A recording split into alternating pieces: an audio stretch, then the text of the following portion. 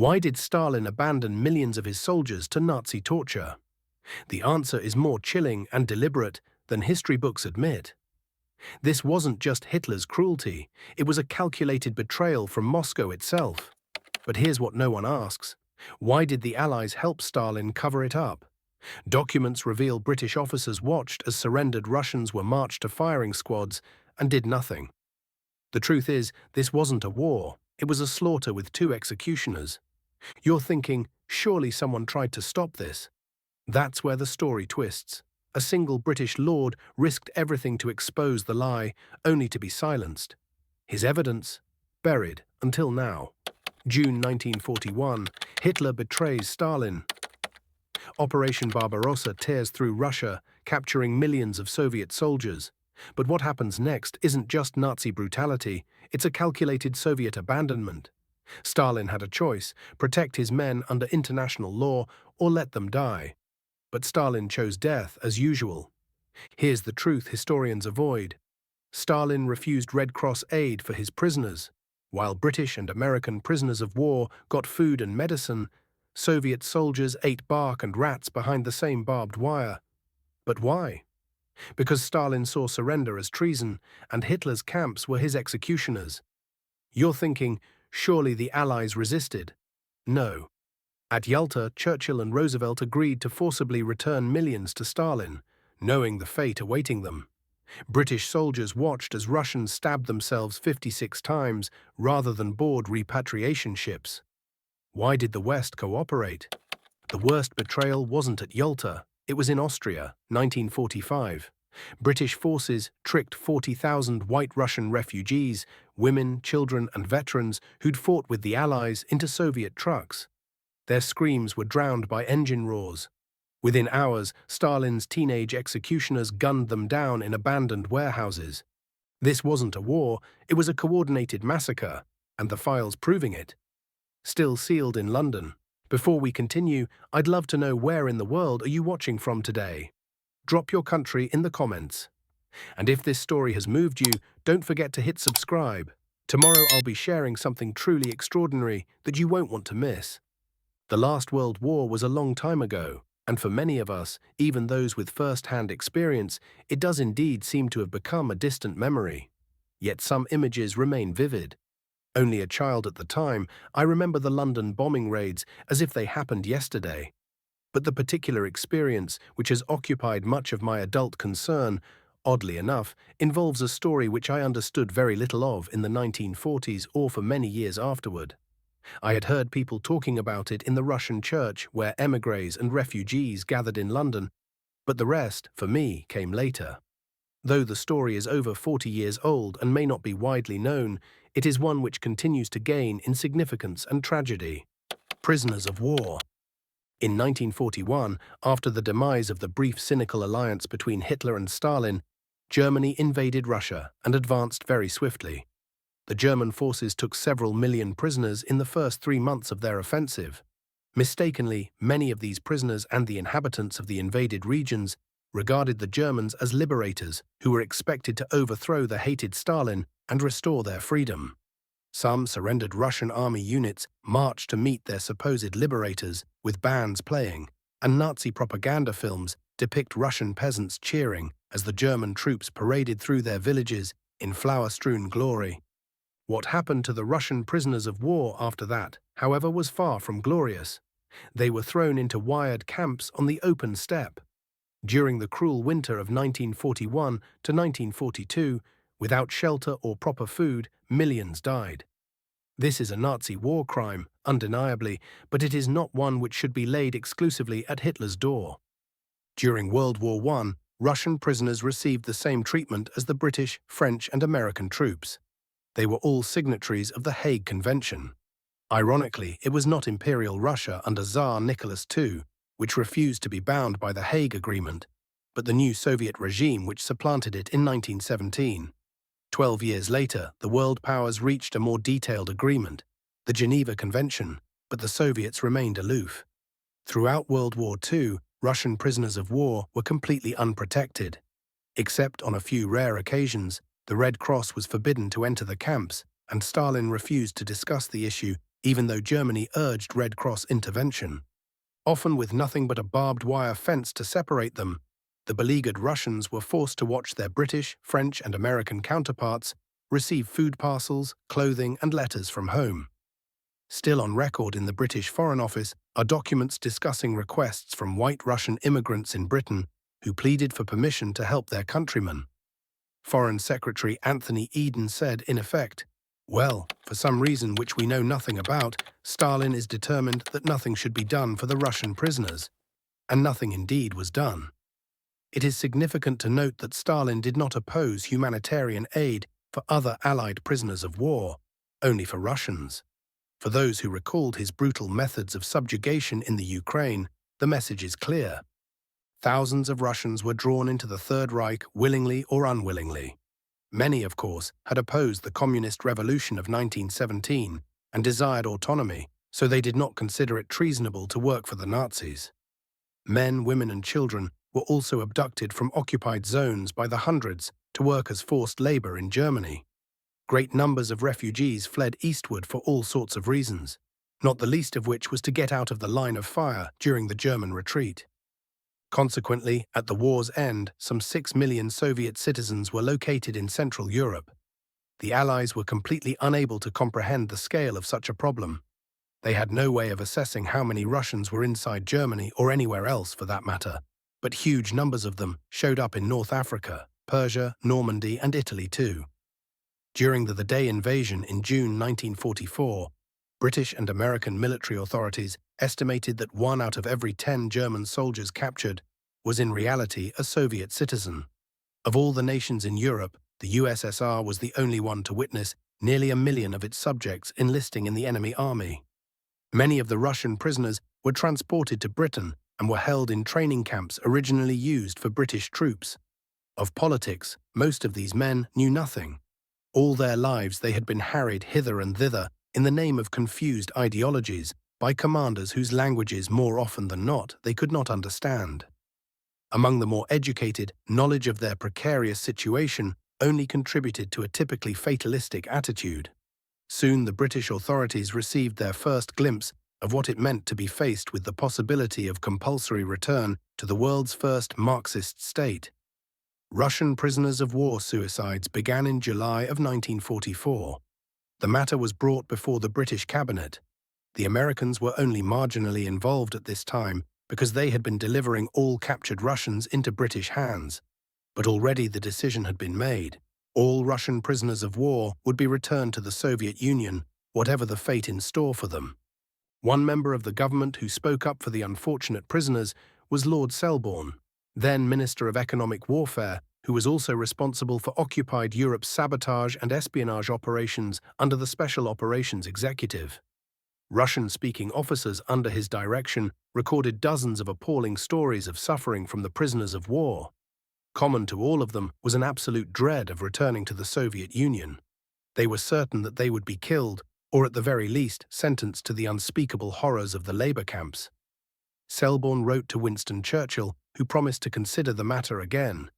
But at a second cabinet meeting, Selborne, not being a cabinet minister, was barred from presenting his evidence, and Anthony Eden was able to convince the Prime Minister that all Russian prisoners of war must be repatriated, forcibly if necessary, returned to the USSR. In December of 1944, the first shipload of Soviet soldiers sailed around the North Cape of Murmansk by the White Sea. Nothing overtly terrible was witnessed on this occasion, but rumors of the fate that awaited the Russians abounded and were verified later by first-hand and other reliable accounts of mass executions in abandoned quayside warehouses and factories. The prisoners were marched to these after disembarking and divesting themselves of the clothes and possessions the Allies had given them. Many were allowed to live and were sent to educational camps. Regarding the other group, however, here is one British observer's account. The disembarkation started at 18:30 hours and continued for 4.5 hours. The Soviet authorities refused to accept any of the stretcher cases as such, and even the patients who were dying were made to walk off the ship carrying their own baggage. 2 people only were carried off, one man with his right leg amputated and left one broken and the other unconscious. The prisoner who had attempted suicide was very roughly handled, and his wound opened up and was allowed to bleed. He was taken off the ship and marched behind a packing case on the docks. A shot was then heard, but nothing more was seen. The other 32 prisoners were marched or dragged into a warehouse 50 yards from the ship, and after a lapse of 15 minutes, automatic fire was heard coming from the warehouse. 20 minutes later, a covered lorry drove out of the warehouse and headed towards the town. Later, I had a chance to glance into the warehouse when no one was around and found the cobbled floor stained dark in several places around the sides and the walls badly chipped for about 5 feet up. These were not the only victims in this incident. Altogether, about 150 Russians were separated from the rest and marched behind sheds on the quayside. There they were massacred by executioners, many of whom appeared to be youths aged between 14 and 16. Repatriation policy. It must be remembered that the early debate over the Russian prisoners had been won on Eden's insistence. One, that it was vital to placate the Soviet government if British prisoners of war liberated in Russian-controlled zones were to be safely returned, and, two, that Stalin would not help them win the war unless his demands were met. What is surely suspicious, however, is the fact that Eden's detailed plan for forcible repatriation was formulated before Stalin or any other Soviet official had raised the issue. When Churchill and Eden traveled to Moscow in October 1944 to meet with Stalin, the Foreign Secretary offered the unconditional return of all Russian prisoners of war. To Vyacheslav Molotov's suggestion that Soviet citizens should be returned regardless of their personal wishes, Eden replied that he had no objection. At Yalta in February of 1945, however, the Americans balked. All prisoners captured in German uniforms were considered protected by the provisions of the Geneva Convention. U.S. Secretary of State Cordell Hull telegraphed a message to Ambassador Averell Harriman in Moscow the previous September to state unequivocally what had been American policy since December of 1943. No Russian prisoners of war could be returned by force. After the Yalta Conference, it was agreed, however, that those designated as Soviet citizens would be forcibly repatriated. With the surrender of the Nazis in May of 1945, the logistics of repatriation became much easier. The Russians liberated in Germany were simply handed over to Soviet troops on the spot. Only one country stood firm against Stalin's demands: tiny Liechtenstein, with an entire population of less than 13,000 people, most of them farmers, no army, and a police force of 11 men. No refugees, Soviet citizens or otherwise, would be sent back to Russia by force. The government of Liechtenstein courageously declared to the Soviet delegation which came to claim them in 1945. Altogether, some 2.75 million people were repatriated. Most did not have to be physically forced. All their lives they had been used to following the orders of the state, and Stalin had, after all, broadcast a general amnesty. But many brutal scenes did take place. A particularly grim experience for American soldiers involved the notorious extermination camp, Dachau. After the Nazis were defeated, the Americans used it for an internment center. When they handed the Russian prisoners of war over to the Soviet authorities, they discovered to their horror that a number had hung themselves from their bunks in the barracks. In another camp, soldiers were ordered to break up a religious service. They dragged Russians out of a church and threw them into trucks. A rare American Army film showed a prisoner of war stabbing himself 56 times to avoid being taken into custody by SMERSH officers. In the British zone, as in the American-controlled territory, SMERSH operatives were allowed to roam freely, and on frequent occasions they resorted to kidnapping and murder. Their blatant violence, combined with the obvious injustice and illegality of their actions, eventually led military commanders Eisenhower, Montgomery, and Alexander to unilaterally issue orders outlawing forced repatriation. This placed the British and American governments in an awkward position. Individual soldiers refusing to carry out orders was embarrassing enough, but this amounted to a mass revolt at the highest level of command, and was further complicated by the fact that if the unpleasant details of the Russian repatriation effort were made known to the public, there would certainly be a huge uproar. But under strong pressure from the British Foreign Office, the US State Department reluctantly agreed to pursue the policy. American resistance was sufficient only to severely limit the categories of repatriation candidates. Previously, mere Soviet citizenship, regardless of age, sex, career, or war record, meant mandatory repatriation. But now, in late 1945, stipulations were made that only citizens who had actually lent aid and comfort or wore a German uniform were to be returned. The trouble was, almost all who fit these categories had either been repatriated already or had escaped, often with the help of sympathetic Allied soldiers, including officers, who provided them with false papers or simply looked the other way at the right moment. In 1946 and 1947, the policy known in Italy as Operation Keelhaul was typical. Unlike earlier repatriation efforts carried out in the chaotic final days of the war, Operation Keelhaul was very carefully executed. The officers who actually conducted the screening felt privately that it was up to them to shield as many Russians as possible. But it was made clear to them that they were to fill their quota, else the Smersh agents would take things into their own hands. In May of 1947, Operation East Wind handed over its final contingent of repatriates, bringing the long, sad story of forced repatriation to a close. For the moment, ironically enough, another simultaneous operation in the British Army, codename Highland Fling, was assisting Soviet soldiers to defect as the Cold War commenced. Forced non-Soviet repatriation status. Throughout the repatriation campaign, both British and American authorities had adhered to an extremely legalistic view of their obligations. Even the British Foreign Office stated after the Yalta Conference that only Soviet citizens, i.e. residents of the Soviet Union after September 1, 1939, were to be compelled to return. This order was echoed in writing by the Supreme Allied Headquarters. Field Marshal Alexander accordingly issued stringent orders against the use of force. But in May of 1945, the British Army in Austria handed over thousands of non-Soviet citizens, men, women, and children, by the most brutal means imaginable. How did it happen? Was it an accident, a case of mislaid orders and fouled-up communications, or was it a deliberate act, covered up these past 40 years? After examining those involved, I came to the conclusion that the accident theory was untenable. First, it was clear that the presence and status of the non-Soviet Cossacks was well known at all levels within the British Fifth Corps, the unit to which they had surrendered at the close of hostilities. Second, all orders relating to the handover of the Cossacks emphasized that non-Soviet citizens were to be screened and retained in accordance with policy laid down by the British government.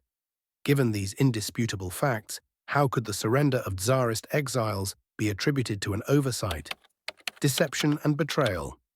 Among the Cossack officers were many famous heroes who had led the White Russian Army in alliance with the British, French, and Americans during the Russian Civil War. One, General Andrei Shkuro, had been honored for gallantry by King George V with the companionship of the Bath, whose cross he still wore on his uniform alongside others awarded by King George's cousin, Emperor Nicholas II. Smersh operatives, significantly, had detailed lists of all former White Russian officers on which they checked off the names as the British relinquished custody of them. These same operatives arranged to have Shkuro detained in secret by the British before he was forcibly repatriated. When he was handed over, the general tore the cross from his chest and threw it at the feet of the attending British officer. He and the ataman of the Don Cossacks, Peter Nikolaevich Krasnov, one of the most famous Russian leaders of all, were hung together in the Lefortovo prison courtyard. Beyond a brief notice in Pravda, their passing went unnoticed. Their helpless compatriots lie buried in mass unmarked graves in Gulag forced labor camps. It seemed that two versions of the event existed.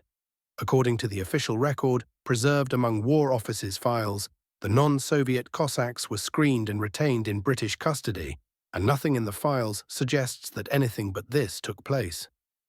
In reality, some 2,000 or 3,000 Tsarist émigrés, holding foreign or League of Nations passports, and for the most part dressed in flamboyant Tsarist uniforms, were deceived into traveling to the Soviet lines at Judenburg.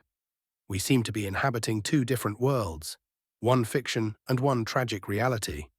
Further research revealed that elaborate precautions had been taken to ensure that the Soviets regained this particular group of their most inveterate enemies, and that equally skillful measures had been adopted to prevent this aspect of the operation from becoming known outside the Fifth Corps. In short, The evidence suggested strongly that the tragedy resulted not from the muddle or oversight that one could so readily envisage in the chaotic circumstances of the time, but was planned and implemented throughout with great care and forethought in deliberate contravention of orders from above. But if this view were correct, who could have been responsible for flouting undeviatingly clear government instructions in order to perpetrate an atrocity greatly beneficial to the Soviet government, but of no perceptible advantage to British interests? What was the motive for such action? These were questions which I was victims of Yalta, and I was compelled to conclude my investigation with the admission that whether we shall ever know the full story is questionable. For the time being, matters were left in this unsatisfactory state. Some years later, I discovered that Winston Churchill himself, with all the resources of the Cabinet and War Office at his disposal, had been similarly unable to penetrate the secret. In the spring of 1953, disturbed by allegations received from an émigré Cossack general, he ordered a full inquiry. After an exhaustive search among the files, Brigadier Latham of the Cabinet Office was obliged to confess that, though we know most of the details of what happened, we are at present unable to say why these events took place. On first launching into research for victims of Yalta, I addressed appeals for information to all the surviving protagonists. The response was fruitful, with one remarkable exception. As Minister-Resident in the Mediterranean in 1945, Harold Macmillan bore responsibility for providing political advice and decisions in British-occupied Italy and Austria. In view of his high authority in a region where many thousands of Russians fell into British hands and were subsequently repatriated, he was an obvious person to consult. At the same time, I had no reason to believe that he had been directly involved in the business with which I was concerned, since the decision to repatriate Soviet citizens had been made at the cabinet level. His task, on the face of it, had merely been to transmit and explain that decision to the Supreme Allied Commander, Field Marshal Alexander. It was with some surprise, therefore, that in April 1974 I received a curt reply from Mr. Macmillan, informing me simply that, "I am sorry that I cannot be of help to you." Though he was clearly under no obligation to assist every historian approaching him, this refusal appeared perplexing and, as I was later to learn, unusual. My suspicions were aroused, and his name moved to the forefront of my concern. At the time of the public outcry which greeted the appearance of victims of Yalta, I was approached on different occasions by Yugoslav émigrés, who urged me to write about the parallel plight of thousands of their compatriots handed over to be slaughtered by Tito at the time of the Cossack tragedy. I was strongly sympathetic to their cause, but had to reply that as the Yugoslavs did not come under the Yalta Agreement, and as my field of study lay largely, if not exclusively, in Russian affairs, I felt their story should be told by a Yugoslav specialist. But then it happened that my friend David Floyd wrote an important article on the subject at the end of 1979, published in the magazine Now. I read it with detached interest until I came across this quotation from a report by a Foreign Office official. The handing over of Slovenes and others by the 8th Army in Austria to Tito's forces at the end of May was, of course, a ghastly mistake, which was rectified as soon as it was reported to headquarters. It was the phrase, "a ghastly mistake," which attracted my attention. Two ghastly mistakes occurring at the same time and place appeared an improbable coincidence. I saw at once that the Yugoslav tragedy represented not only a subject in itself worthy of study, but one which might open up fresh avenues in an investigation which for some time seemed to have reached a dead end. Examination of the relevant Foreign Office and War Office files revealed anomalies even greater than those attending the Cossack handovers. The Cossacks were divided into two categories: Soviet and non-Soviet, repatriable and non-repatriable, which might, but for the evidence I had uncovered, suggest a source of confusion. In the case of the Yugoslavs, however, there existed no ambivalence of any sort. The British and American governments had throughout maintained a consistent policy that no Yugoslav citizens falling into British hands were to be returned against their will. Despite this, thousands had been surreptitiously handed over. Something was very wrong, and it looked as if the twin operations might represent aspects of a single covert exercise. So at least I reasoned. Gradually, the evidence began to accumulate. it soon began to look as if someone's hand had been at work, altering and removing documents with the apparent purpose of implicating Field Marshal Alexander. By this stage, however, the existence of what could only be a deliberate false trail merely provided further evidence of the extraordinary thoroughness with which the real culprit had covered his tracks. Slightly unnerving was the discovery that a crucial public document, which I had actually handled, had some time after been removed or destroyed. Then came the moment in a hotel room in Toronto when my friend, the Croatian scholar Dr. Jerome Jareb, handed me a copy of Alexander Kirk's revealing report of May 14, 1945.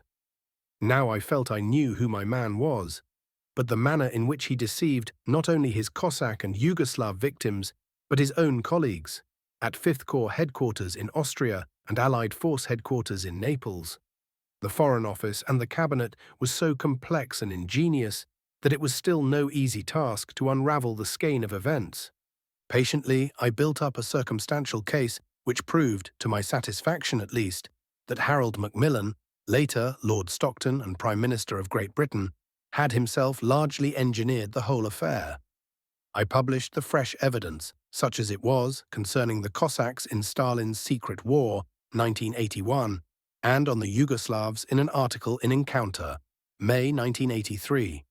The case I presented was admittedly circumstantial and speculative, leaving considerable room for differing interpretation, even if the salient points appeared clear enough. It also included a number of errors of commission and omission. I would regret what proved to have been a jejunely premature venture more than I do, were it not that publication stimulated a new public interest in the matter. As a result, I began to receive a fresh flow of information, some of it implicating Toby Lowe, at the time Brigadier General of 5th Corps, the man who signed the orders arranging the handovers of Cossacks and Yugoslavs. Today, Toby Lowe is Lord Aldington. Harold Macmillan died several years ago without answering the charge and the massacres. Reluctantly, Toby Lowe has been pressured into a court case to which I am a party. The full facts will, I hope, come to light in the near future. Whatever vindication comes for the victims of forced repatriation, it comes too late. We began this journey with a simple question. Why did Stalin abandon millions to Nazi torture? But the answer revealed something far darker. A story not just of one dictator's cruelty, but of the world's complicity. These men weren't merely victims of war, they were pawns sacrificed in a geopolitical game where morality was the first casualty. Was this history's greatest betrayal, or just the logical endpoint of an ideology that saw human life as expendable? When Russian soldiers froze to death watching Allied POWs receive Red Cross parcels through the barbed wire, what does that tell us about the value of a man under different flags? Here's the truth we must confront. The Allies didn't just fail these men, they actively delivered thousands to their deaths. Churchill knew, Roosevelt knew,